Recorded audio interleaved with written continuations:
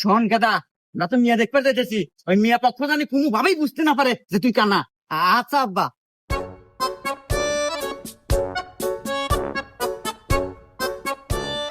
তো বাবা যে আসতে কোনো সমস্যা নাই তো? না, আমার কোনো সমস্যা হয় নাই। আচ্ছা যাই হোক, এখন কো আমাদের মেয়ে পছন্দ হলো নাকি? বিয়াই সাহেব, আমাদের পক্ষে থেকে কোনো সমস্যা নাই, মিয়া আমাদের খুব পছন্দ হয়েছে। আলহামদুলিল্লাহ, বিয়ে যাওয়া তো পাকাপুক্তি হইলো, তাহলে এই সুবাদে মিষ্টি মুখ করা যায়।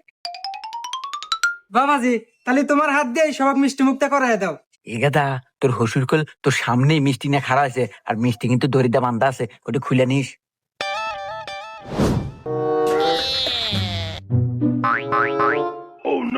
শ্বশুর আব্বা, মিষ্টি তো হুক নক না কে, মনে হয় মিষ্টি ছুরা কম দিছে।